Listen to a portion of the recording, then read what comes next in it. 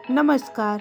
आप सभी का आरती एंटरटेनमेंट में स्वागत है। आज का कहानी मौत का मंजर।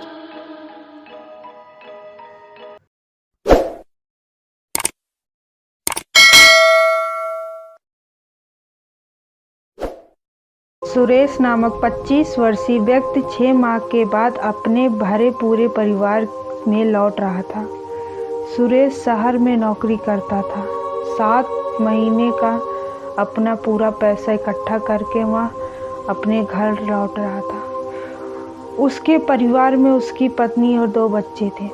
सुरेश रेलगाड़ी से अपने घर का सफ़र तय कर रहा था। रात काफ़ी हो चुकी थी। ट्रेन में सवार सभी यात्री अपनी अपनी सीट पर सो रहे थे, मगर सुरेश की आंखों में नींद गायब थी। वह उस समय अपनी पत्नी और बच्चे से मिलने का बेकरार था। सुरेश को भूतों की कहानियाँ पढ़ने का बहुत ही शौक था। उसकी बर्थ के सामने वाली सीट पर एक खूबसूरत लड़की बैठी थी। वो लड़की सुरेश को बड़ी ही अजीब तरीके से घूर रही थी, पर जब उस लड़की ने नोटिस किया कि वह भी उसे घूर रहा था, तो वह इधर उधर देखने लगी। सुरेश ने उस लड़की से पूछा, आप कहाँ जा रही हो? लड़की ने कोई जवाब नहीं दिया। मैडम जी, सुरेश ने कहा। लड़की ने सुरेश को सपाट दृष्टि से देखा। उसके चेहरे पे भी सपाट भाव ही थे। इस बार सुरेश तनिक संकोच के साथ बोला, मैंने आपको डिस्टर्ब तो नहीं किया? नहीं, सामने बैठी लड़की सपाट स्वर में बोली। सुरेश मुस्कुराकर उसके बातों को सिलसिला जारी रखते हुए बोला, आपका नाम क्या है? वह बोली, सुमन। ओह, सुरेश ने हल्के से सांस छोड़ते हुए कहा, क्या आप भी अपने घर जा रही हैं? नहीं, लड़की ने पूर्वज स्वर में कहा। तो फिर आप अपने घर से कहीं और जा रही हैं? सुरेश ने कहा। मुस्कुराते हुए सामान्य स्वर में कहा। लड़की ने उससे इस नज़र से देखा मानो वह कुछ न कुछ कहना चाहती है। सुरेश चेहरे से ऐसा प्रकट करने लगा मानो बराबर संकोच कर रही हो।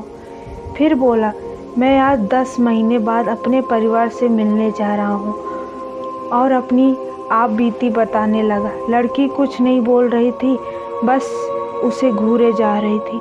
सुरेश ने उस लड़की से पूछा, क्या तुम भी भूत प्रेत पर विश्वास रखती हो? इस पर लड़की ने हाँ में जवाब देकर अपना वाक्य ख़त्म किया, और मानो वह सुरेश से बात करने में कोई दिलचस्पी नहीं थी। लड़की जता रही थी इस वक्त उसका बात करना बिल्कुल अच्छा नहीं लग रहा था, मगर आज तो सुरेश मानो चुप रहने में मूड ही नहीं था। ट्रेन पूरी रफ्तार में दौड़ रही थी और रात बीतते समय ठंड भी बढ़ रही थी। रात के 1 बज रहे थे। सुरेश ने उस लड़की से कहा, क्या आपने कभी भूतों की अपनी आंखों से देखा है? लड़की का उसके प्रश्न पर लड़की ने उसे ध्यानपूर्वक इस तरह देखा मानो उससे बहुत कुछ कहना चाहती है, मगर वह शांत अपनी सीट पर बैठी थी और अपनी बैग से एक किताब निकालकर पढ़ने लगी।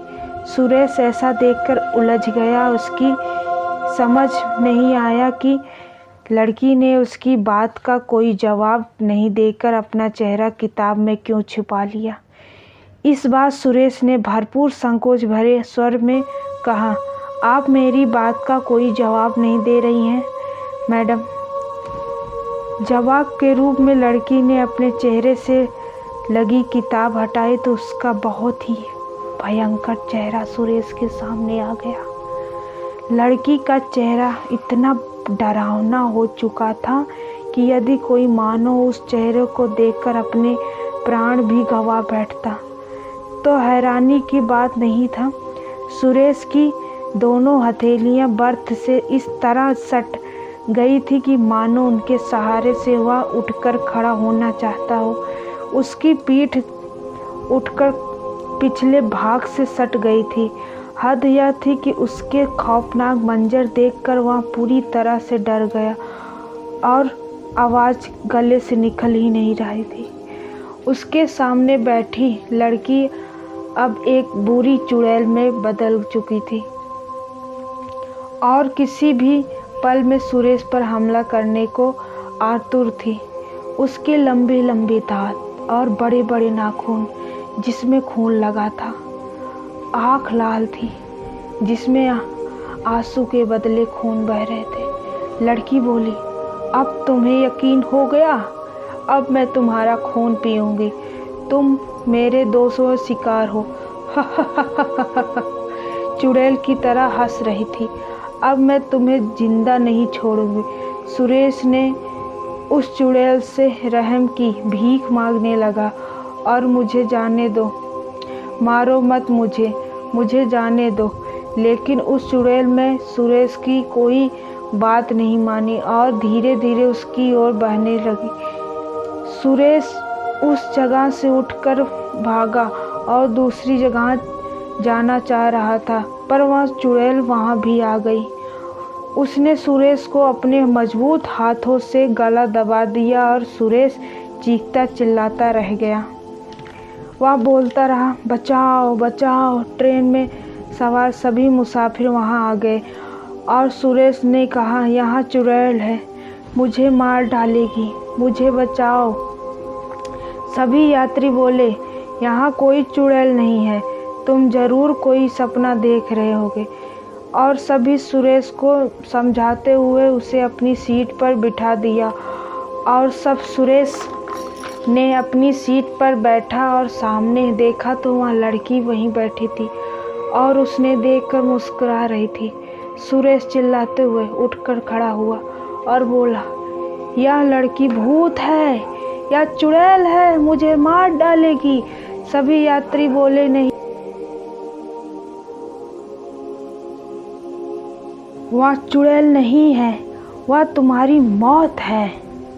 यात्रियों के मुंह से यह सब सुनकर सुरेश का दिमाग सन्न रह गया। सुरेश ने देखा कि उसके पास आए सभी यात्रियों के चेहरे भी बहुत डरावने ही चले हैं। अब उसे यह समझने से ज़्यादा वक्त न लगाकर ट्रेन में सवार सभी यात्री भूत हैं।